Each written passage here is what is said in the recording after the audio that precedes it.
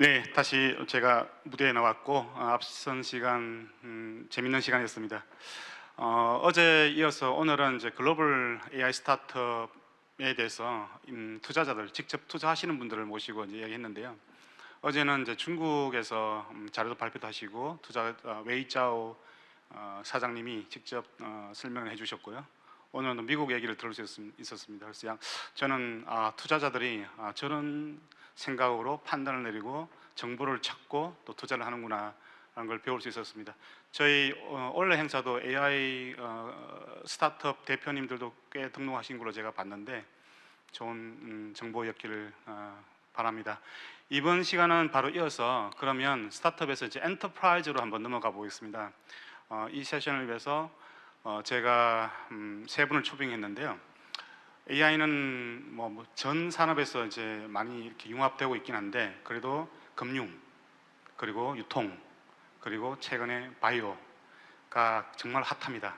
그래서 딱 그 세 분의 이제 국내의 전문가들 또 지금 하시고 계시는 또 프로젝트도 하시고 계셔서 초빙을 했고요. 먼저 인사를 소개. 저도 주가를 많이 봅니다. 시즌의 서영상 저기 죄송해요. 제가 헷갈렸습니다. 어두우니까 좀 막 시큼게 다 보여요.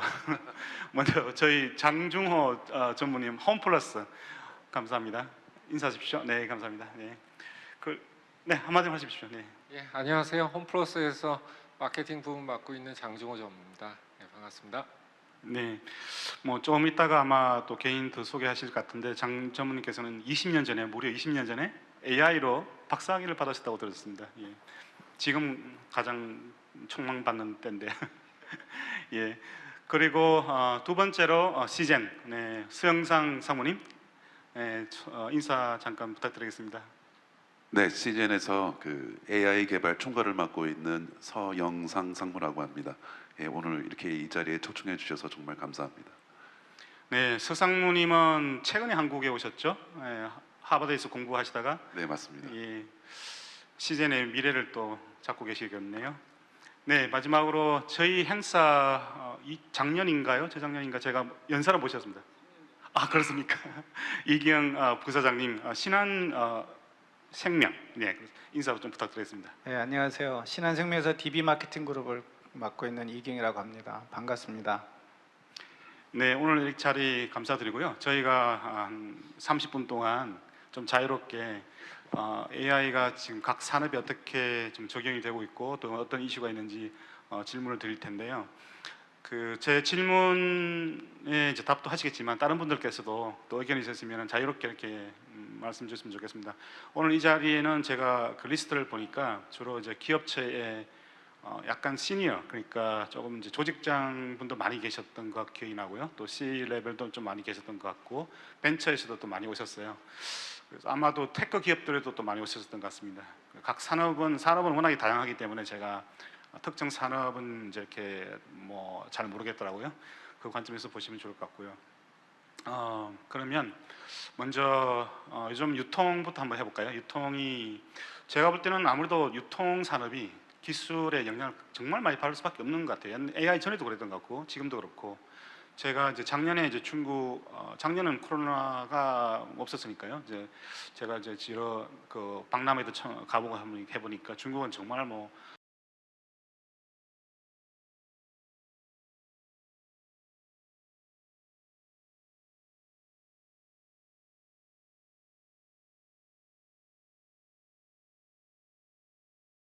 그보다는 제가 좀 뒤처져 있지 않나 하는 생각을 했던 적이 있었어요.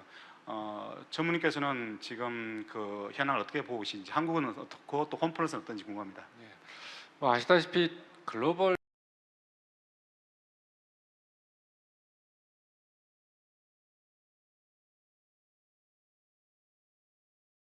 예전에 이제 온라인에 맹주라고 했던 뭐 오픈 마켓 우리나라로 말하면은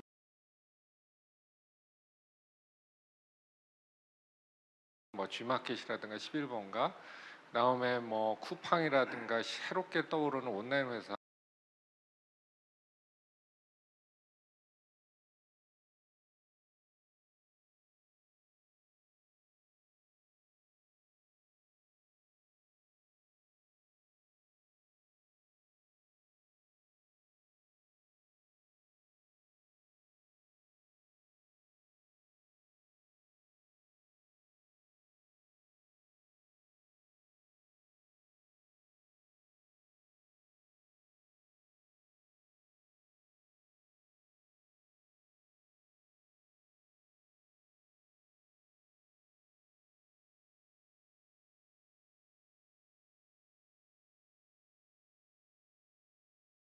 에서는 많은 기업들이 독점하고 있었던 부분들이 많이 희석이 됐고, 그래서 지금의 핵심은 어떻게 고객들에게 차별화된 커스터머 익스피리언스, 고객 경험을 줄 거냐가 핵심인데, 어떤 면에서는 고객 경험이라는 거는 새로운 테크놀로지라든가 새로운 거를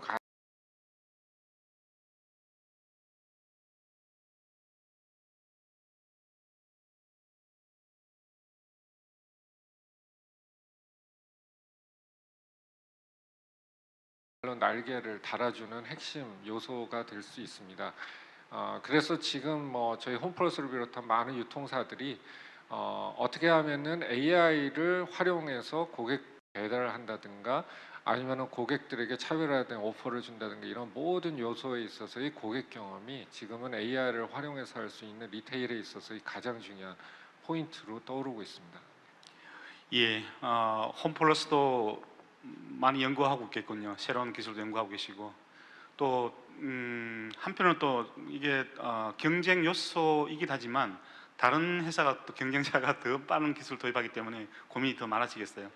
예, 그건 조금 더 이따가 말씀드리고 바이오 산업이 잠깐 넘어가고 있습니다.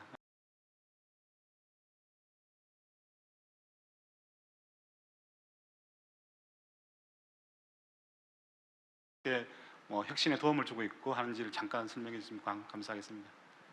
네, 이 코로나 시대를 맞아서 이제 시젠이 이게 여러적인 그 뭐 진단뿐만이 아니라 헬스케어에서 한 가운데에 서게 됐는데요. 그게 꼭 코로나 시대 때문에 그렇게 된 건 아니고 그 이제 기다리는 모든 그 부분에 있어서 저희들이 준비를 충분히 해왔기 때문에 기회는 준비된 자에게 온다라는 말이 맞는 것 같고요.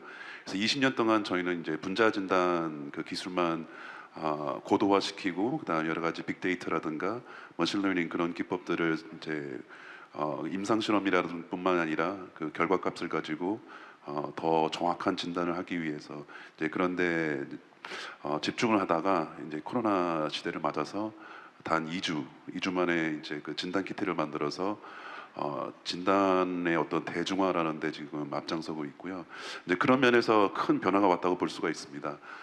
바이오 시장이 그 전통적으로는 사실은 되게 정체되어 있었습니다. 그러니까 두 가지 때문에 그런데 하나는 그 데이터가 그 병원에서 쓰고 있는 EMR 데이터나 아니면은 여러 가지 랩에서 나오는 데이터들이 그 전문성을 고도의 전문성을 요구하다 보니까 파편화되어 있고 그 다음에 그거에 융합되지 않아서 사실상 그 인공지능이 그 시대가 왔음에도 불구하고 어느 정도 좀 정체된 면이 있었는데 그게 이제 코로나 시대를 맞으면서 사실은 굉장히 가속화되고 있고 빨라지고 있습니다. 왜 그러냐면은 신기술과의 접목과도 관련이 있는데요. 특히 이제 웨어러블에서 나오는 데이터나 그 다음에 IoT 디바이스 그런 것들이 발달하면서 나오는 데이터들 그리고 그것뿐만이 아니라 이제 그 지놈 맵이라 그래서 그 인간의 유전자에 대한 모든 정보들이 지금 하나가 합쳐지고 있으면서 굉장한 시너지 효과를 내고 있고요. 재밌는 거는 이제 소셜 미디어입니다. 또 소셜 미디어가 사람의 대중 속에서 파고들면서 일상생활에서 나오는 이런 많은 데이터들이 최근 한 3년, 4년 동안에 그 바이오 시장에서 큰 혁신을 이뤄내고 있습니다. 이제 예를 들면은 그 특별한 그 문서 하나만이라도 진짜 그 고질적인 문제였는데 그런 문서 자동화라든가 그다음에 병원에서 일하는 그런 분들의 어떤 디시전 메이킹에 있어서 뭔가 고도화될 수 있는 머신러닝을 가지고 그런 데이터에서 인사이트를 줄 수 있는 그런 부분들이 변화가 오고 있고요. 가장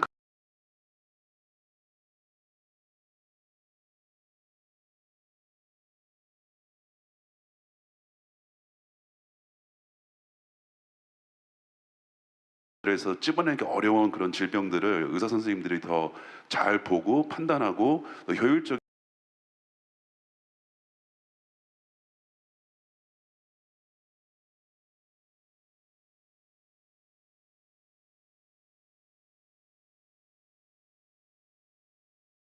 수 있는 그런 부분에 있어서 지금 AI가 큰 역할을 하고 있다고 볼 수가 있습니다. 그래서 지금 신약 개발에도 도움을 많이 받고 있고요. 신약뿐만이 아니라 이제 백신을 개발하는 데 있어서도 임상 실험을 갖다가 불필요한 임상 실험에 있는 그런 사람이 관여해서 오류가 날 수 있는 부분들을 AI가 대체하고 있고요. 그리고 똑같은 반복되는 그런 부분들을 자동화해서 더 이상 인간의 손이 그렇게 타지 않아도 어느 정도 자동화되고, 그 다음에 우리가 볼 수 없던 그런 질병이라든가 그런 예방적인 측면에서도 AI가 깊이 들어오면서 지금 바이오 분야에서는 굉장히 혁신이 일어나고 있고, 예를 들자면은 5년 전까지만 해도 한 7,500만 불 정도밖에 되지 않았던 그 이제 인공지능 기반의 바이오 시장이 지금은 10배 이상 증가를 했고, 웨어러블 시장 같은 경우에는 520억 달러 정도의 그 큰 성장을 보이고 있습니다. 그래서 그런 면에서 바이오 시장은 지금 코로나 시대에 대혁명을 받고 이제 변화를 겪고 있지 않나, 네. 이렇게 판단이 됩니다. 그러면 만약에 AI 기술이 지금처럼 되어 있지 않았다면, 코로나가 만약에 지금처럼 왔다면은 더 심각한 문제였을 수도 있겠네요. 네, 그렇습니다. 지금 뭐 파이저나 또 모더나 그런 데서 백신을 개발하고 있는데, 이렇게 예전에 이렇게 빨리 백신을 개발한 적이 없습니다. 1년도 되지 않은 상태에서 지금 3상 실험을 마치고 있고, 거기에 대한 이피커시가 뭐 95%, 98%라고 얘기를 하고 있는데, 이런 빅데이터 기술이나 인공지능 기술이 없었다면은 아마 불가능했을 겁니다. 그 마도나도 그 세계 최고급의 그 데이터 과학자, AI 과학자들이 다 포진되어 있겠군요. 네, 맞습니다. 모더나 같은 경우에도 꾸준히 투자를 했습니다. 그러니까 그 이전에 없었던 그런 데이터 애널리틱스, 그래서 지금 글로벌 기업들을 보시면은 글로벌 기업 중에 170개 정도 되는 기업들이 모두 헬스케어에 투자를 하고 있습니다. 빅데이터나 인공지능 기술에 투자를 하고 있고요. 모더나 같은 경우에도 그전에는 그렇게 크게 알려지지 않은 제약회사였는데, 이번에 코로나 시대를 맞아서 발빠르게 그런 유전자를 해석할 수 있는 기술, 그리고 그것을 활용할 수 있는 데이터, 그 다음에 그거를 이제 적용을 해서 백신을 개발할 수 있는 연구진들이 포진이 되어 있었기 때문에 가능한 겁니다. 예. 금융 산업으로 잠깐 이제 넘어오겠습니다. 금융 산업은 뭐 워낙에 예민하고 데이터로 또 예민하고 변화가 많고 경쟁도 치열하죠. 부사장님, 이 부사장님, 먼저 이제 금융 산업의 AI 적용, 이게 1, 2년 전하고 또 올해가 차이가 있는지가 제일 궁금하고요. 또 하나는 마이 데이터 시대가 또 열리고 있어요. 그 관점에서 어떤 차이가 있는지가 궁금합니다. 제가 3년 전에 여기 와서 이제 AI에 대해서 피치할 때는 금융회사는 조금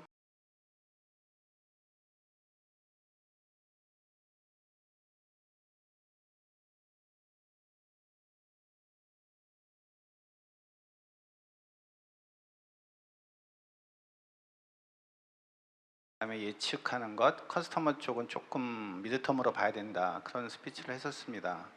이제 그렇지 않으면 이 롱텀으로 보지 않고 투자를 하면 이게 좀 위험할 수 있다, 이런 생각을 했었는데, 하면 저희같이 금융회사 다니는 사람 입장에서는 되게 불리한 것인데 핀테크에게 상당한 규제를 풀어줬다는 겁니다. 그래서 이 금융과 일을 하실 때는 규제 쪽을 잘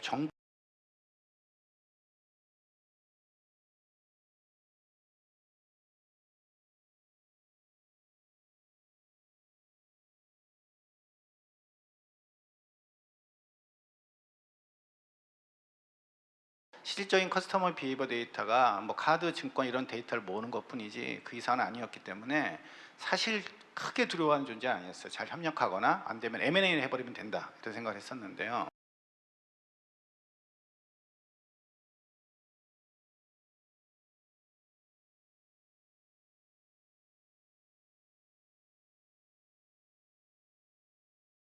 그럼 커스터머 비헤이버 데이터를 갖고 있다는 게 지금 가장 큰 문제입니다. 그러니까 커스터머 비헤이버를 갖고 있기 때문에 이미 신문에 보도된 것처럼 네이버는 자기 입점에 있는 상공인들에게 신용대출을 하겠다, 이렇게 발표를 했습니다. 금융회사 갖고 있는 신용정보라고 하는 거는 그냥 자산 이런 부채 갖고 있는 거로 있는 그냥 신용정보인데, 여기는 그 입점한 상점에 얼마나 많은 고객이 들어와 있고 매출이 얼마고 얼마나 로열티 고객이 들어와 있고 이런 것들을 다 갖고 있다는 거거든요. 이렇게 되는 순간 이제 게임이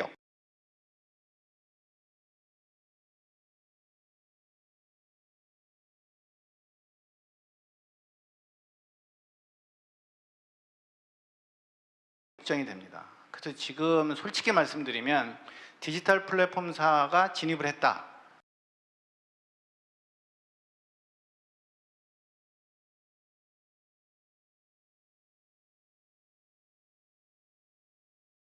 철저한 커스터머 비헤이버에 의한 신용 모델이 나올 거로 지금 보고 있습니다. 이미 네이버는 그걸 하겠다고 선언을 했고요.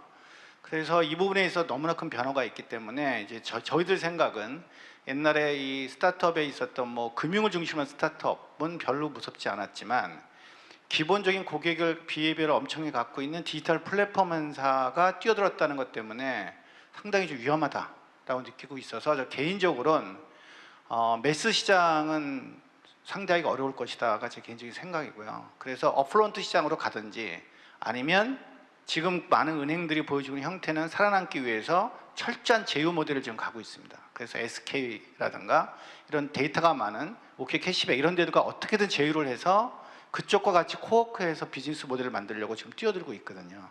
그래서 다시 한번 정리를 말씀드리면 디지털 플랫폼사가 금융에 뛰어들었다는 것은 큰 지각 변동이 일어날 것이다라는 걸 예상을 하고 있다는 거 하나. 그래서 모든 금융회사가 제휴 모델을 지금 철저하게 추진하고 있다. 그래서 양사의 데이터를 어떻게든 교환하지 못하지만 법적으로 분석을 해서 양사가 시너지 낼 수 있는 방향인 제휴 모델을 확실하게 생태계를 구축으로 갈 거다라는 게 하나고요. 두 번째 이제 마이데이터 쪽은 지금 이슈가 뭐냐면 마이데이터에 대한 효과에 대해서는 찬반 양론이 존재합니다. 그러니까 시일이 꽤 걸릴 것이다. 아니면 시일이 별로 걸리지 않고 급속히 갈 것이다. 또는 고객이 이걸 다 동의하고 정보를 주겠냐? 뭐 여러 가지 논란이 좀 있는데 제 개인적인 사견을 말씀드리면 마이데이터 산업은 어느 정도의 힘은 받고 갈 것 같습니다. 그래서 특히 매스 쪽은 상당히 힘을 받고 갈 것 같기 때문에 많은 회사들이 이제 마이데이터 산업을 뛰어드는데 금융도 당연히 뛰어들고요. 그런데 아마도 이 마이데이터도 아까 말씀드린 합종 연행이 반드시 일어날 거로 보여집니다. 그래서 여기 홈플러스 나오시고 하셨지만 아마 홈플러스와 제휴 모델 이런 것들이 엄청나게 이제 들어갈 거로 저는 보여지고요. 그 안에 법적인 허들은 있지만 이제 그런 걸 어떤 형태로 잘 해결해 나가면서 이 제휴 쪽으로 간다. 그리고 디지털 플랫폼사가 뛰어든 거에 대한 이제 엄청난 리스크, 레가시 회사에선 그래서 그거와 어떻게 생태계를 같이 구축할 거냐 이런 두 가지 관점에 큰 변화가 있다 이렇게 볼 수 있겠습니다. 네, 말씀 잘 들었습니다. 3년 전에 이 행사를 시작했군요. 보니까 그때는 저희가 정말 좀 기본적인 걸 많이 다뤘던 것 같아요. 그때는 막 이제 AI가 하드화되기 시작했던 시점인데 벌써 뭐 저희 세션 제목을 보셔도 많이 바뀌었죠. 많이 바뀐 것 같습니다. 오늘 부사장님 의견 듣고 보니까 홈플러스 장전무님하고 두 분 따로 만나게 해야 되는데 저희 시간이 이제 남은 시간은 제가 어디에 집중할 거냐면 이 행사에 등록하신 분들이 대부분 이제 엔터프라이즈 분들 실무자들이 많으시고요. 지금 패널에 오신 분들은 전부 꽤 큰 조직을 거느리시는 분들입니다. 거기에 AI 조직을 또 갖고 있고 하시기 때문에 어떻게 하면은 개인적인 의견을 말씀해 주시면 좋겠는데 어떻게 하면은 기업들이 또 조직장들이 또 실무자들이 이런 거는 신경을 좀 써봐야 될 것 같다. 이런 도전적인 이슈가 있을 텐데 이런 거는 꼭 한번 신경을 쓰면 좋겠다. 그게 이제 미래를 준비하는 데 도움이 되겠다. 이 말씀을 좀 듣고 싶어요.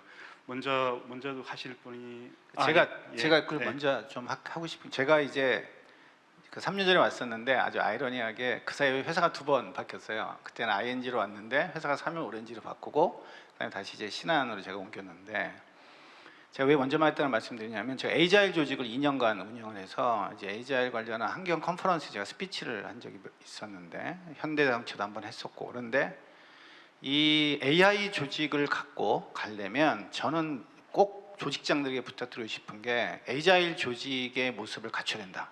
이게 되게 중요하다고 저는 봅니다. 그럼 에이자일 조직의 모습이 뭐냐면 조직 구조를 어떻게 갖고 가냐를 많은 사람들이 얘기하는데 실제 에이자일 조직을 몇 년 운영해 본 제 경험에 의하면 조직 구조보다는 3가지 중요 원칙이 있어요. 이거를 조직장이 반드시 갖고 갔으면 좋겠다가 제 생각인데 첫 번째는 엔드 투 엔드를 확실히 줘야 됩니다. 시작과 끝을 그 조직에 확실히 줘야 돼요. 그래서 시작했으면 끝까지 다 책임지고 아웃풋까지 만드는 조직 체계를 만들어야 된다. 그래야만 시행착오를 통해서 계속 바꿔갈 수가 있고 이게 첫 번째고 두 번째는 집단 지성을 확실히 키워줘야 됩니다. 그러니까 이게 한 사람이 막 끌고 가는 조직으로 만들면 안 되고 집단 지성을 통해 협의를 해서 의사결정을 하고 트라이하고 돌아가는 걸 만들어야 되고요. 세 번째는 계획 70%짜리를 만들어야 됩니다. 그러니까 우리가 계획을 너무 100점짜리를 만들다 보면 실수가 났을 때 고치기가 어려워요. 그 계획 때문에.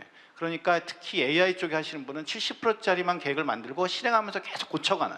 그러니까 항상 고칠 거란 전제로 가는 70%짜리 플랜을 만들고 시행해야 된다. 그런 얘기를 꼭 드리고 싶어요. 그런데 한국 사회가 이 위기 조직이 강하다 보니까 이 애절 조직이 되게 어려워져요. 그러다 보니까 젊은 애들이 갖고 있는 난리지, 또 젊은 애들이 갖고 있는 테크니컬적인 기술들, 이거를 중간에서 커팅을 당하는 경우가 되게 많습니다.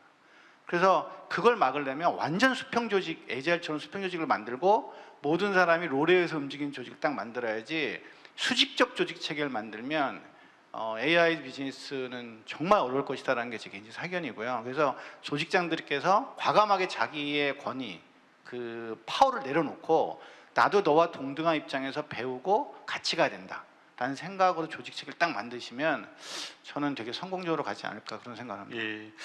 서상무님, 제가 사무실 찾아뵀을 때는 조직을 굉장히 좀 크게 갖추시려고 하는데 지금 같은 질문에 대해서 고민이 많으시겠습니다. 네, 네. 지금 제가 말씀드리려고 했던 부분을 이제 말씀해 주셔서 너무 고맙고요. 그 애자일이라는 부분은 당연히 이제 저희가 조직적으로, 그리고 특히 이제 AI라든가 그런 빅데이터 산업에서 소프트웨어를 빼놓을 수가 없기 때문에 당연한 그 이제 이치인 것 같습니다. 그래서 저는 100% 동의하고요. 저는 두 가지 그런 측면에서 두 가지 핵심을 좀 말씀드리고 싶으면은, 하나는 소프트웨어 엔지니어링이 굉장히 중요하다. AI도 중요하지만 그게 핵심이다라는 것과, 두 번째는 expectation management라는 게 되게 중요합니다. 아까 70% 이렇게 말씀하셨는데, 예, 여기서 가장 하드가 되는 게 그거였죠. AI는 그 요술방망이가 아니다. 그리고 여기 들어가는 기술들은 다 그 사람이 짜내서 정말 수년간의 고통 속에서, 그런 연단 속에서 나온 결정체인 것이지, 누군가가 뭐 매직 같은 알고리즘을 만든다든가 데이터를, 많은 대용량의 데이터를 그냥 부어서 자동으로 된 게 아니라는 겁니다.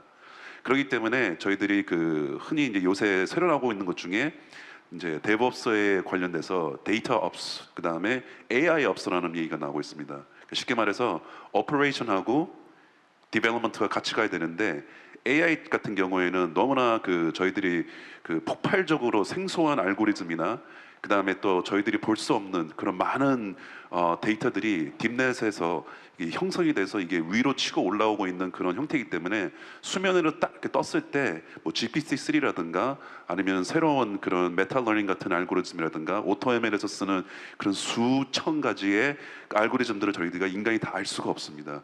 그렇기 때문에 그런 어떤 알고리즘 자체에 집중을 해서 딱 만들어서 사람들한테 이게 AI야 라고 말하는 것도 중요하지만, 그것보다도 그거를 구현할 수 있는, 우리한테 현실적으로 다가올 수 있는 소프트웨어적으로 해결을 해서 소프트웨어적으로 그거를 잘 버무려서 우리가 실생활에서 사용할 수 있는, 그게 모바일 앱이 됐건 웹 애플리케이션이 됐건 아니면 특정 솔루션이 됐건 플랫폼이 됐건 간에 우리가 그거를 일상 속에서 잘 사용할 수 있게끔 하는 소프트웨어적인 마인드가 굉장히 중요합니다.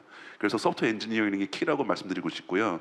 그 다음에 아까 말씀드렸던 것처럼 그 사람들이 이것을 생각했을 때, 내가 어떤 문제를 갖고 있는데 이 문제를 해결하기 위해서 AI를 사용하는 것이지, AI를 쓰기 위해서 AI를 만드는 것이 절대로 아닙니다. 그렇기 때문에 어떤 문제가 다가왔을 때 그 문제에 대한 정확한 기대치가 있어야 되고요. 그 기대치를 충분히 현업한테 커뮤니케이션 해줘야 됩니다. 다른 부서들이랑 커뮤니케이션 해줄 때, AI가 할 수 있는 건 이런 정도고, 이게 개발이 되려면은 이 정도의 스코프나 기간이 필요하고, 그리고 그 조직 안에서도 내부적으로 계속해서 그런 커뮤니케이션과 그런 기대치에 대한 조절, 그리고 그 조절을 하면서 많은 또 learning, 공부가 필요합니다. 서로가 배워나가고 커뮤니케이션 속에서 서로의 니즈를 확인하고, 그 다음에 하나로 방향으로 일치하면서 그런 expectation을 굉장히 조심스럽게 조절을 하시는 게 키고 핵심이다라고 저는 생각하고 있습니다. 예. 네, expectation 말씀하셔서 갑자기 생각이 났는데, 경영자, 그러니까 최고 경영자는 항상 expectation 높으실 것 같아요. 제가 구현하면 이게 그렇습니다. 너무 중요하신 말이에요. 사실 제가 그 큰 원칙을 얘기했다면 밑에 액션 아이템을 하시는데 전 100% 동의하거든요. 네, 이거 그러니까 제가 딱 한마디만 더 하면, 엔지니어들은 자기의 지식을 너무 자랑하려고 그래요. 현업은 그게 아무 관심이 없는데, 그래서 네. 지금 정확히 얘기하신 거거든요. 네. 그런 걸 명확히 해야 된다. 이게 정말 중요합니다. 네. 오래 기다리셨습니다, 장주무님. 홈플러스 장주무님께서는 아까 전에 그 본인은 CMO다라고 이제 말씀하셨는데 사실 그 CSO를 같이 하고 계세요. 한 홈플러스의 전략을 이제 같이 잡고 계셔서 고민이 여러 차원으로 많으실 것 같은데 프로젝트도 많이 하고 계실 것 같고요. 제가 방금 같은 주제에 어떻게 답을 하시겠습니까? 그러니까 다 부사님하고 상무님 말씀 들으면서 상당히 저도 공감이 가면서 또 되게 저는 감사한 게 저희 홈플러스의 제가 이제 마케팅 부문 CMO가 대표 직책이긴 하지만 감사하게도 그래도 저희 홈플러스가 한 매출 한 10조 정도 되는 대형 기업의 마케팅 부문장 밑에 IT 본부하고 CX 본부라고 저희 이제 데이터 본부가 같이 있습니다. 그러니까 많은 경우에 많은 큰 어떤 스타트업이라든가 좀 작은 기업은 이제 같이 어떤 면에서는 CEO라든가 아니면 CSO나 CMO가 한 방향으로 같이 가고 아까 부사장님이나 상무님 말씀하신 바대로 컨트롤이 되지만 매출이 이제 10조 정도 되면은 이제 IT를 맡고 있는 조직의 또 입장이 있고 또 뭐 데이터를 뭔가 다루는 조직의 입장이라든가 또 나름대로 욕심이 있고 아까 또 부사장님께서도 엔지니어들은 또 나름대로 욕심이 있고 또 자기를 부각시키고자 하는 마음이 있고 또 현업은 현업대로 뭐 하고 싶은 게 있고 이게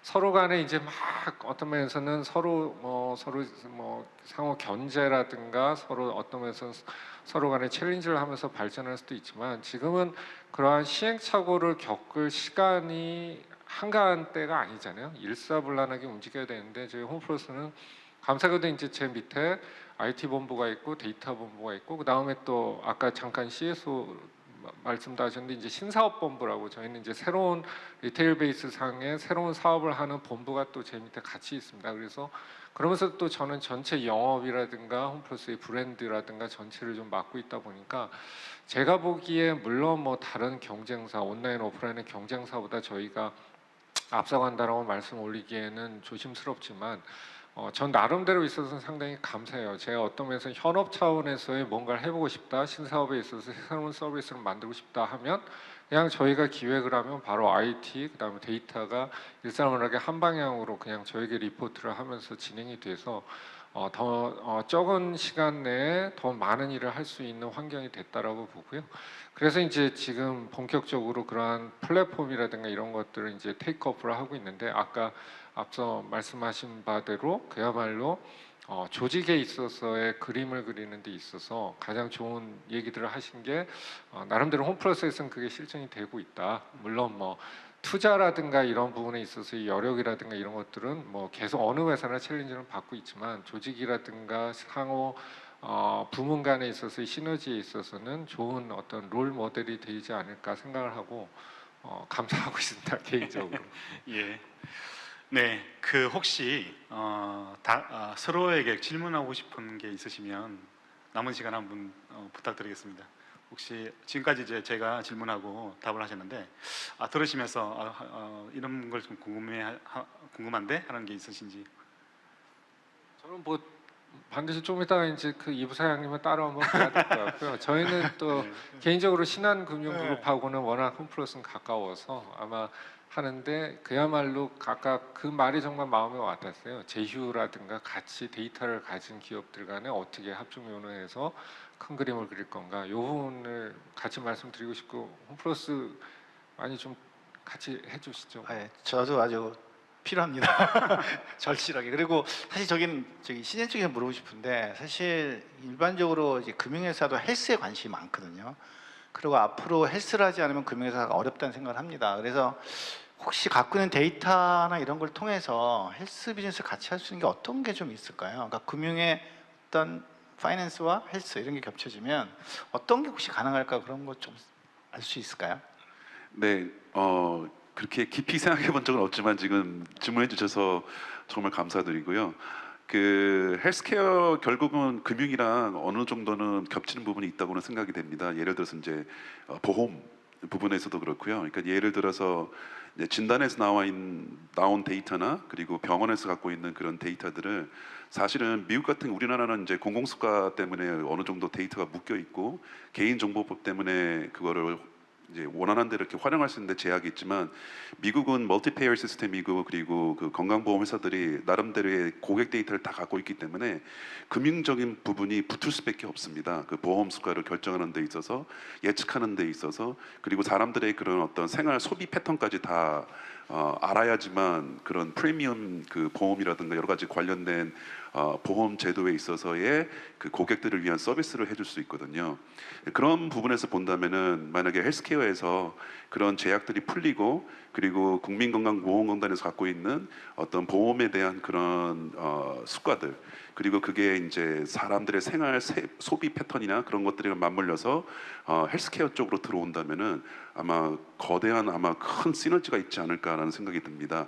그래서 그 의사 선생님들뿐만이 아니라 그 일반 고객 입장에서도 내가 얼마만큼 더 써서 어떤 소비 활동을 통해서 헬스케어를 더 그 혜택을 받을 수 있는지 아마 새로운 상품들이 굉장히 많이 나올 수 있지 않을까 그런 생각이 듭니다. 예. 네. 네, 또 다른 질문이 있으십니까? 혹시 다른 산업에 네, 제가 막 그 강요할 수는 없는 것 같고요.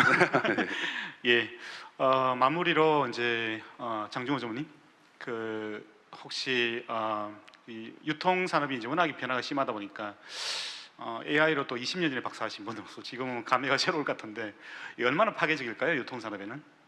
뭐 파괴적 그야말로 뭐 반드시 AI를 활용하지 하는 기업과 안 하는 기업의 유통사에 있어서의 존폐는 갈릴 것 같고요. 최근에 제가 지금 관심을 갖고 있는 거는 결국에는 우리나라 뿐만 아니라 글로벌이라지만 특히 우리나라에 있어서의 특히 제가 맡고 있는 오프라인 레가시 유통에 있어서는 어떻게 하면은 무인화를 통해서 사람들의 손으로 할 수 있는 것들을 줄이고 고객들에게 더 획기적인 경험을 제공할 수 있느냐 이런 부분들이 핵심이 될 거고요. 그런 부분들을 빨리 접목을 하는 오프라인의 유통기업과 저는 일단은 이 오프라인 중심으로 말씀을 먼저 드린다면은 큰 차이가 날 거라고 생각하고요. 거기에 핵심은 AI이고 그 데이터이기 때문에 그쪽으로 저희는 초점을 맞추고자 합니다. 예, 감사합니다. 금융산업도 어떻게 전망을 하세요? 금융산업은 아까 말한 이 고객 제휴 떠나서 테크놀로지 간 제휴가 엄청 일어날 거로 보여집니다. 그 대표적인 예를 제가 하나만 들고 마치겠는데요. 은행들이 지금 무인 키오스크 오픈을 했습니다. K사, 신한도. 근데 이제 좀 있으면 제 사견입니다만 그게 움직여 다닐 겁니다. 그게 굳이 한 곳에 있을 필요가 없잖아요. 그러니까 아크로트 아줌마 지금 다른 것처럼 앱으로 움직여서 일로 와 그럼 와서 거기서 상담 보고 가고 그게 조그만 차하고 믹스해서 이렇게 돌아다닐 겁니다. 그래서 아까 말씀드린 테크놀로지 간의 이종 결합이 엄청나게 일어나면 저는 개인적으로 매스 쪽은 아마 되게 레가시에서 버티기 어렵고 오히려 제 개인적으로 스타트업 쪽에 하고 싶은 얘기는 어플론트 마켓도 한번 고민해 볼 만하다. 그런 비즈니스 모델도 이런 생각도 좀 합니다.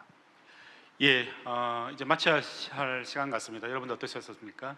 저는 얘기 듣다 보니까 너무 재밌어서 계속하면 뭔가 또 새로운 것도 막 나올 것 같고 그랬습니다. 오늘은 여기서 마치도록 하고요. 여러분 시간 내주셔서 감사드립니다. 네, 고맙습니다. 그럼 세션 마치도록 하겠습니다. 감사합니다. 감사합니다. 감사합니다. 예. 네, 감사합니다. 유통, 바이오, 금융 이 세 주요 산업에서